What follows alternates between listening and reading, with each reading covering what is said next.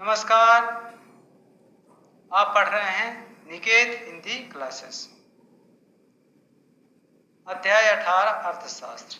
राष्ट्रीय आय का मापन, मेजरमेंट ऑफ नेशनल इनकम। एक अर्थव्यवस्था में उत्पादन प्रक्रिया के दौरान परिवार क्षेत्र में उत्पादन के साधनों को वस्तुओं व सेवाओं की आपूर्ति के प्रतिफल स्वरूप आय की प्राप्ति होती है तथा हर क्षेत्र में वस्तुओं व सेवाओं का उत्पादन होता है। उत्पादन के साधन यह आय अपनी आवश्यकताओं को पूरा करने के लिए इन वस्तुओं व सेवाओं पर व्यय करते हैं। इस प्रकार आय का यह प्रवाह निरंतर चलता रहता है। साधनों को जो कुल आय का परितोषण प्राप्त होता है वह इन साधनों द्वारा की गई कुल मूल्य वृद्धि या उत्पादन के मूल्य के बराबर होता है। इसी प्रकार साधनों की कुल आय उनके द्वारा वस्तुओं और सेवाओं पर किए गए कुल व्यय के भी बराबर होती है। इसका कारण यह है कि जब वस्तुओं व सेवाओं को बेचा जाता है तो उनके बदले विक्रेताओं को उतना ही प्रतिफल प्राप्त होता है जितना कि क्रेता उसके लिए चुकाते हैं।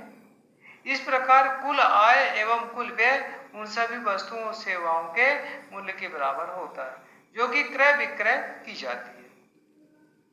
अतः राष्ट्रीय आय की माप उत्पादित वस्तुओं व सेवाओं की शुद्ध मूल्य वृद्धि के योग द्वारा उत्पादन के साधनों को प्राप्त आय के द्वारा योग या वस्तुओं व सेवाओं पर किए गए कुल व्यय के द्वारा की जा सकती है। राष्ट्रीय आय की माप की यह तीन विधियां इस प्रकार हैं। पहला है उत्पाद विधि या मूल्य वृद्धि विधि, दूसरा है आय विधि तथा तीसरा है व्यय विधि। उत्पाद विधि या मूल्य वृद्धि विधि, प्रोडक्ट मेथड और वैल्यू एडेड मेथड। हम जानते हैं कि एक वस्तु के उत्पादन में विभिन्न अवस्थाओं में हुई मूल्य वृद्धि का योग अंतिम वस्तु व सेवाओं की बाजार कीमत के बराबर होता है। अतः इस विधि के अंतर्गत राष्ट्रीय आय ज्ञात करने के लिए हम या तो मूल्य वृद्धि ज्ञात कर लेते हैं या एक लेखा वर्ष में उत्पादित समस्त वस्तुओं व सेवाओं के मौद्रिक मूल्य का योग कर लेते हैं। इस योग को बाजार कीमतों पर सकल घरेलू उत्पाद कहते हैं। उत्पाद विधि से राष्ट्रीय आय की माप करते समय सर्वप्रथम उत्पादन करने वाले सभी उद्यमों को उनकी क्रियाओं के आधार पर औद्योगिक क्षेत्रों में विभाजित कर लेते हैं। इसके पश्चात प्रत्येक उद्यम तथा औद्योगिक क्षेत्रों द्वारा की गई शुद्ध मूल्य वृद्धि का योग कर लेते हैं। उत्पादन करने वाले उद्यमों को प्रमुखतः इस प्रकार औद्योगिक क्षेत्रों में विभाजित किया जाता है। पहले प्राथमिक क्षेत्र, प्राइमरी सेक्टर। इस क्षेत्र में कृषि, वन, खनन एवं उत्खनन, मछली पालन, पशुपालन आदि सम्मिलित होते हैं। दूसरा है द्वितीयक क्षेत्र, सेकेंडरी सेक्टर। इसे निर्माणी क्षेत्र भी कहते हैं।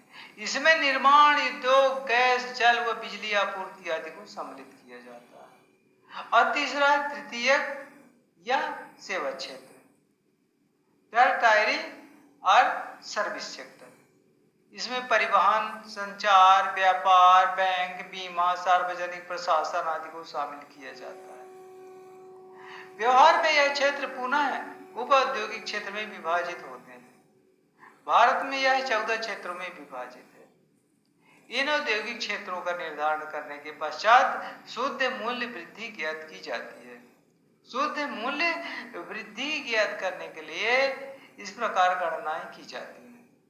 पहला है उत्पाद का मूल्य, दूसरा है मध्यवर्ती उपभोग का मूल्य तथा स्थिर पूंजी के उपभोग का मूल्य या मूल्य ह्रास। उत्पाद मूल्य। आधुनिक अर्थव्यवस्था में हजारों वस्तुओं का उत्पादन किया जाता है। अनेक उत्पादन इकाइयां इन वस्तुओं के उत्पादन में संलग्न होती हैं। बाजार में इन वस्तुओं की जो कीमतें होती हैं, यदि उनसे वस्तुओं की मात्रा को गुणा कर दिया जाए तो हमें बाजार कीमतों पर उत्पादन का मूल्य ज्ञात हो जाता है। एक अर्थव्यवस्था में सकल उत्पादन का मूल्य किस प्रकार ज्ञात किया जाता है?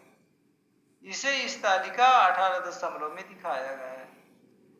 मानव अर्थव्यवस्था में 3 उत्पादक इकाई या फर्म है जिनका नाम ए, बी तथा सी है।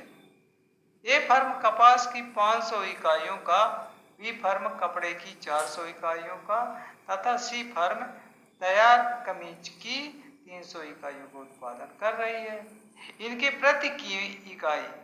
प्रति इकाई कीमतें क्रमशः इस प्रकार है: ₹20, ₹50 तथा ₹100।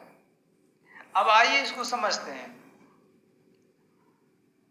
पहला है फर्म, दूसरा वस्तु, तीसरा उत्पादन, चौथा प्रति इकाई कीमत और 5वें कॉलम में है उत्पादन का मूल्य। अब एक फर्म या एक कंपनी कपास उत्पादन करती है 500 किलो। हर किलो का कीमत है 20 रुपये। तो 500 उत्पादन जो सामान है उसमें 20 का गुणा करते हैं तो 10,000 होता है। दूसरी कंपनी, दूसरी फर्म भी है, वो कपड़ा बनाती है। कितना कपड़ा बनाती है? 400 मीटर। 400 और प्रति मीटर का कीमत है 50 रुपया। तो 400 में 50 का गुणा करेंगे तो 20,000 होता है। फिर तीसरी फर्म है, तीसरी कंपनी क्या बनाती है? कमीज बनाती है। वो कितना कमीज बनाती है? 300। उत्पादन कितना है? 300। और उसके प्रति कमीज का कीमत है 100 रुपया। तो 300 में 100 को गुणा करेंगे तो 30,000 होता है। अब सबको जोड़ेंगे तो सकल उत्पादन का मूल्य बराबर 60,000। अब इस तालिका से स्पष्ट है कि इन तीनों फर्मों के सकल उत्पादन का मूल्य 60,000 है। इसमें फर्म ए का उत्पादन मूल्य ₹10,000, फर्म बी का उत्पादन मूल्य ₹20,000 तथा फर्म सी का उत्पादन मूल्य ₹30,000। उत्पादन का मूल्य ज्ञात करने के लिए उत्पादन की इकाइयों को उनकी प्रति इकाई कीमत से गुणा कर दिया जाता है। इस प्रकार हमें बाजार कीमत पर सकल उत्पादन का मूल्य ज्ञात हो जाता है। संक्षेप में, उत्पादन का मूल्य उत्पादन का जितना कुल मूल्य होता है, तो उत्पादन का मूल्य बराबर उत्पादन की मात्रा, उत्पादन की कितनी मात्रा उत्पादन की गई। अब कितनी मात्रा उत्पादन की गई और प्रति इकाई कीमत का दोनों का गुणा कर देंगे। हर इकाई का कीमत कितना है? तो उत्पादन की इकाई और उसके रेट या रुपए को गुणा कर देंगे तो हमारा ये आ जाएगा सकल उत्पादन। वीडियो देखने के लिए बहुत बहुत धन्यवाद। यदि वीडियो समझ में आया हो तो लाइक करिए, कमेंट करिए, शेयर करिए और सब्सक्राइब अवश्य करिए। वीडियो देखने के लिए बहुत बहुत धन्यवाद। Thank you.